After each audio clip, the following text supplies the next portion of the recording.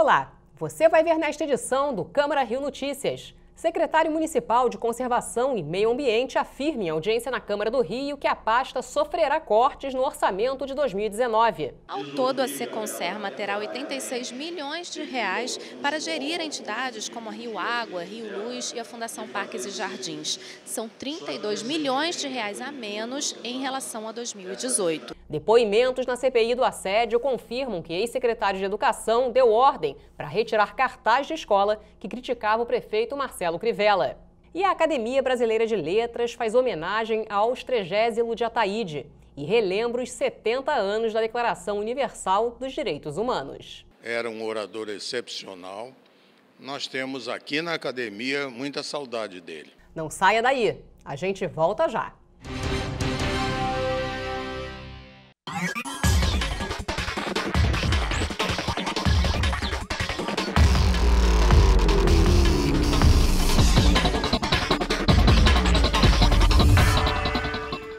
Os temas mais importantes estão no Rio TV Debate. Vereadores e especialistas participam de nossa mesa de discussão. Assista todas as segundas, às 14h, aqui na Rio TV Câmara.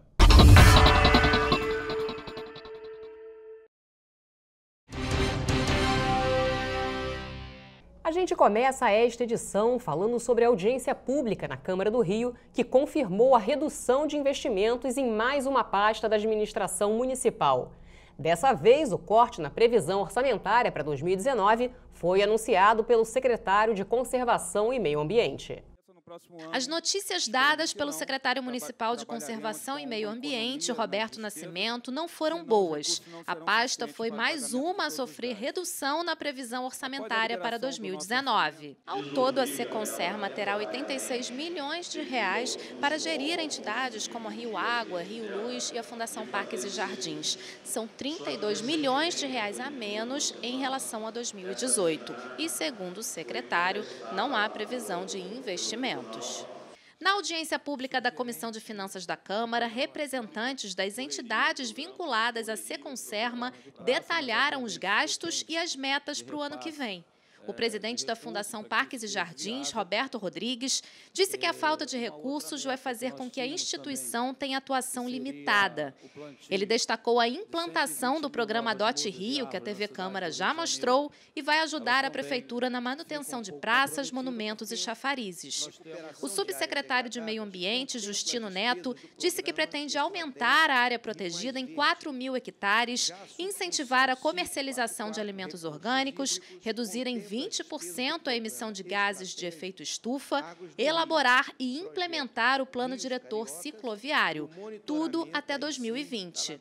A diretora-presidente da Rio Luz, Ana Cláudia Monteiro, prometeu substituir 100% da iluminação pública por LED em 3 anos, sem necessidade de aporte público. O representante da Rio Águas, Vilmar Lopes, disse que a previsão orçamentária para sua entidade caiu de 283 milhões para 185 milhões de reais. Os vereadores da comissão perguntaram sobre programas de contenção de enchentes e Vilmar explicou que houve um acréscimo de 9 milhões para melhorar o sistema de drenagem. O secretário Roberto Nascimento espera que, ao longo do ano, o orçamento da Prefeitura melhore e que ela possa aumentar os investimentos na Seconserma. A gente espera que o prefeito, que a Casa Civil consiga arrecadar o que tem que ser arrecadado nesse próximo ano e, com isso, a gente consegue reavivar aqueles projetos que estão mais com recursos a menos e tudo mais, então nós achamos que vamos conseguir. Em seguida, foi a vez da Comissão de Finanças e Orçamento da Câmara do Rio ouvir os representantes do Prev Rio e da Conlurb. A audiência pública contou com a participação do presidente da Prev Rio, Bruno de Oliveira Louro, do chefe da Casa Civil, Paulo Messina, e do diretor-presidente da Conlurb, Tarquínio de Almeida. Bruno Louro abriu a audiência explicando a situação da instituição, que gastou em 2018 95 milhões de reais e que para 2019 a meta orçamentária vai ter um incremento de 2 milhões, o que corresponde a 97 milhões para 2019.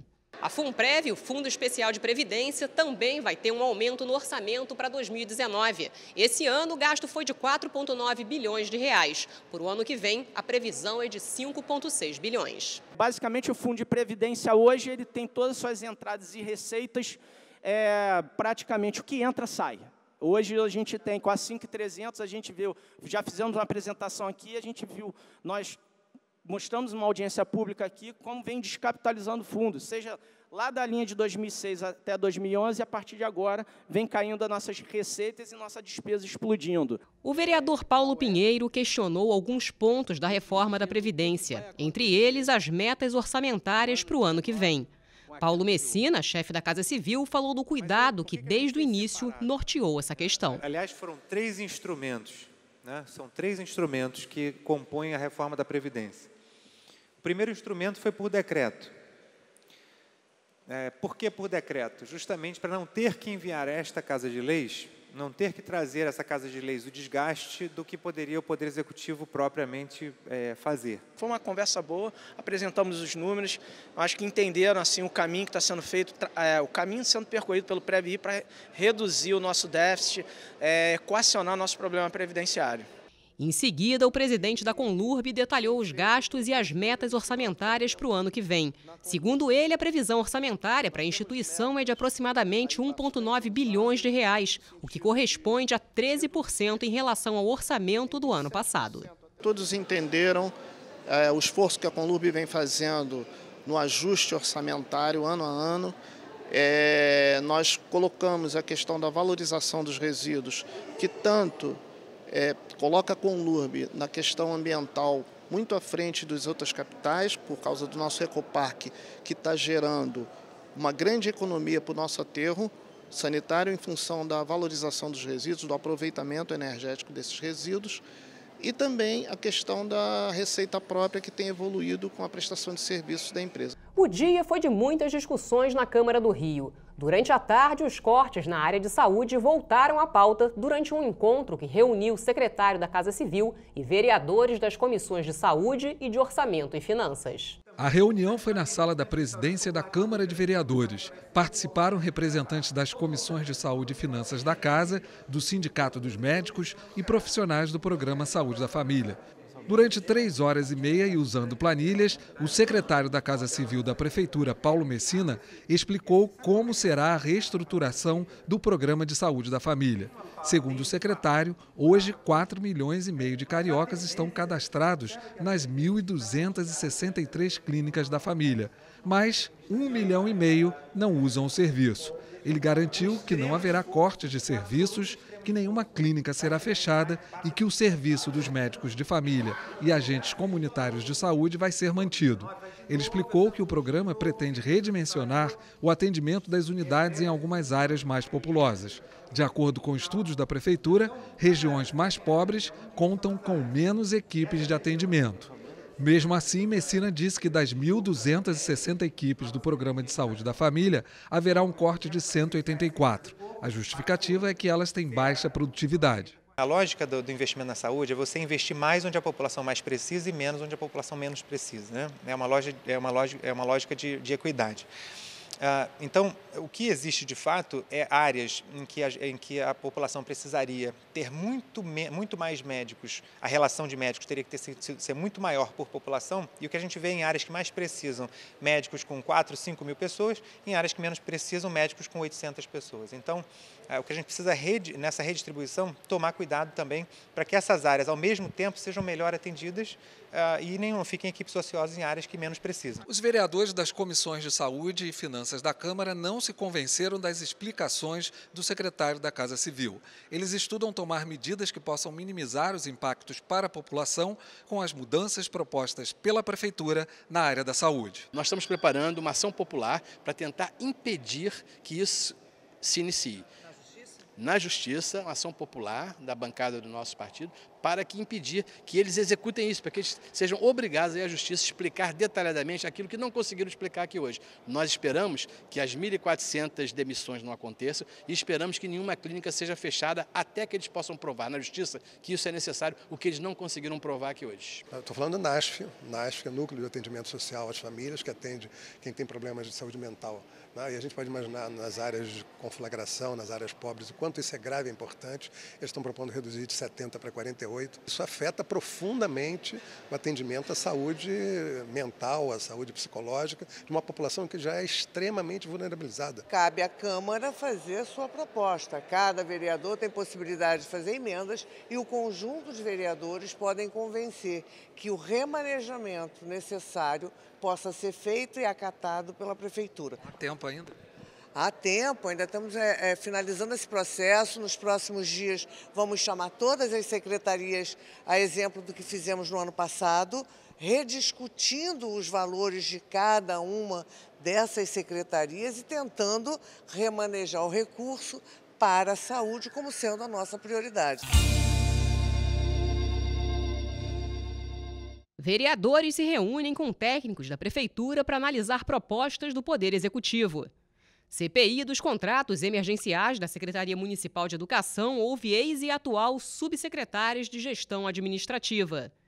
E na sessão, o vereador responde, o parlamentar Marcelo Siciliano fala sobre o projeto de lei que delimita áreas para a prática de esportes aquáticos na Lagoa da Tijuca. E você vai ver depois do intervalo. A Academia Brasileira de Letras faz homenagem pelos 120 anos de nascimento de Austrégésilo de Ataíde.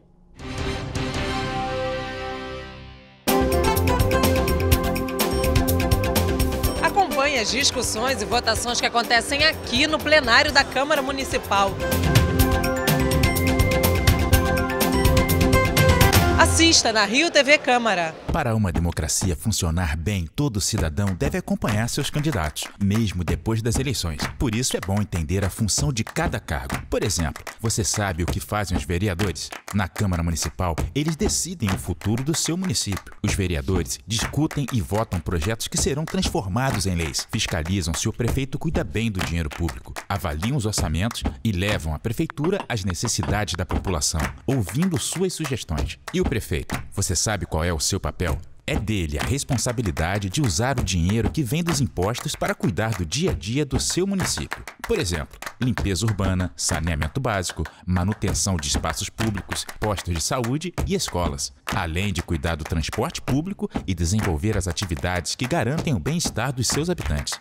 Pronto, agora é só escolher seus candidatos. Quanto mais você participa da democracia, mais o seu município fica do jeito que você quer. Justiça Eleitoral, a justiça da democracia. Com o objetivo de levar o melhor até você, a nossa equipe trabalha para enfrentar os novos desafios que vêm por aí.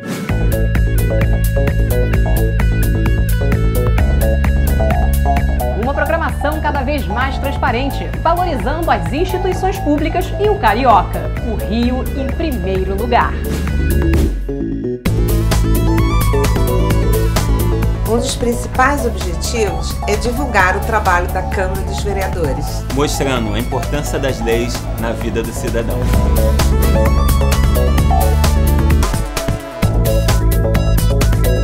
Coberturas mais dinâmicas com equipamentos de última geração.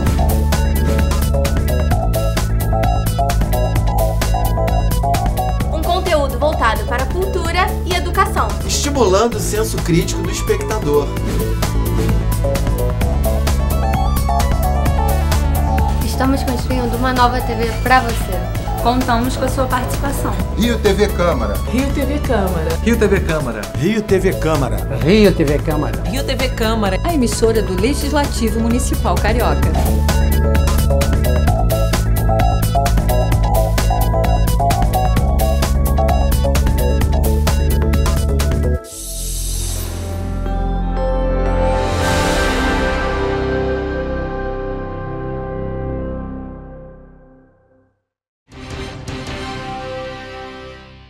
A CPI da Câmara do Rio, que apura a denúncia de assédio moral na Secretaria de Educação, ouviu nesta quinta-feira 2 diretores ligados à administração de uma escola no bairro da Abolição.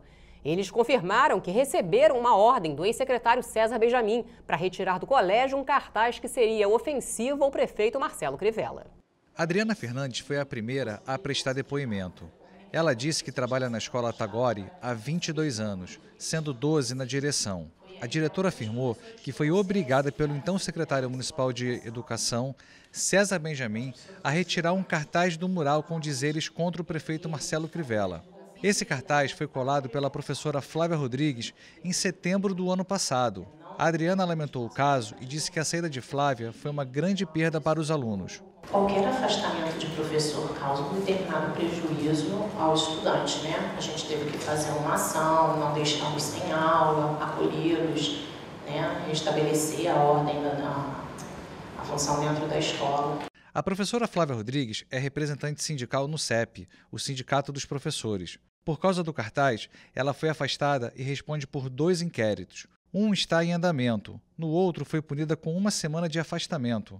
Ainda nessa semana, ela vai se reunir com a secretária de Educação para definir o seu retorno à escola Tagore. Hoje, a professora leciona em outro colégio do município. No final de setembro, Flávia prestou depoimento à CPI que investiga casos de assédio moral dentro da secretaria. No meu caso foi emblemático porque veio do ex-secretário e ele fez todo aquele trâmite que todo mundo já sabe, mas às vezes as pessoas sofrem caladas no miudinho ali da escola, da creche. O segundo depoimento foi do atual chefe de gabinete da Secretaria de Educação. Na época, Cláudio Maia Figueiredo era diretor da Coordenadoria Regional de Educação que gerencia a escola Tagore. Ele também disse que recebeu ordens de César Benjamin para retirar o cartaz. Eu peguei o cartaz, levei para o secretário e aí ele decidiu que abriria um inquérito, que era uma situação irregular.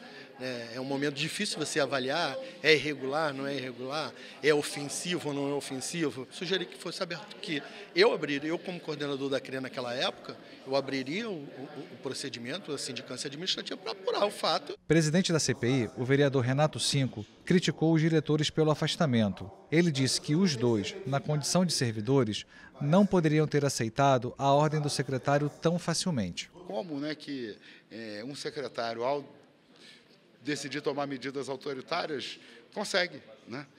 Nós temos uma rede formada por profissionais concursados, que tem na estabilidade do emprego justamente um princípio para protegê-los da arbitrariedade de seus superiores, e isso não foi suficiente. O chefe de gabinete da Casa Civil, Paulo Messina, participou do encontro da CPI. Apesar do cartaz ser de reivindicações contra a prefeitura, ele disse que o governo não apoia medidas como a retirada do material e o afastamento da professora. Não é a diretriz do governo, o governo não compactua com esse tipo de cerceamento de liberdade de expressão em forma nenhuma. Mas eu acho que todo mal pode ser remediado, todo mal reconhecido pode ser remediado. Na próxima terça-feira, os parlamentares da CPI vão se reunir para definir os próximos depoimentos. Um deles provavelmente será o do ex-secretário municipal de Educação, César Benjamin. Eu acho que depois dos depoimentos de hoje é uma obrigação da CPI convocar o ex-secretário, até porque ele tem que ter o direito também ao contraditório, tem que ter o direito a se defender das acusações que foram feitas aqui.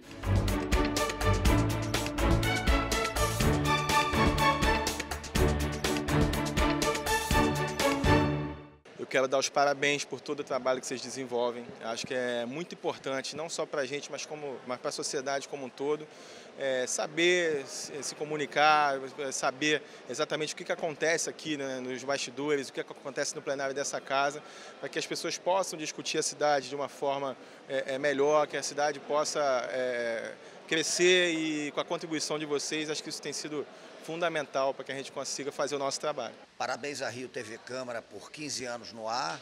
É importante uma televisão pública, um canal de comunicação público e, mais do que isso, um canal de comunicação carioca que fale sobre a cidade do Rio de Janeiro, que fale sobre o Rio de Janeiro, a cultura do Rio, e a TV Câmara tem cumprido esse papel com a maior dignidade. Eu quero parabenizar a Rio TV Câmara pelo excelente trabalho que vem fazendo aqui na Câmara do Vereador do Rio de Janeiro e desejar meus sinceros parabéns.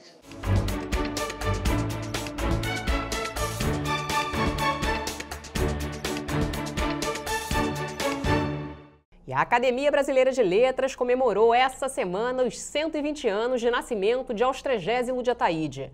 Ele foi presidente da ABL durante 34 anos. Na ocasião, foram relembrados os 70 anos da Declaração Universal dos Direitos Humanos. Foram 34 anos à frente da Academia Brasileira de Letras, entre 1959 e 1993. Ninguém presidiu a instituição tanto tempo quanto Austrégésilo de Ataíde. Ele foi um grande jornalista, um grande tribuno, era um orador excepcional. Nós temos aqui na academia muita saudade dele. Uma pessoa que participou ativamente das lutas pelas liberdades no Brasil. As liberdades no Brasil sempre foram ameaçadas pelos governos, pelos grupos econômicos, por grupos de pressão. Austrégésilo de Ataíde foi eleito para a ABL em 1951.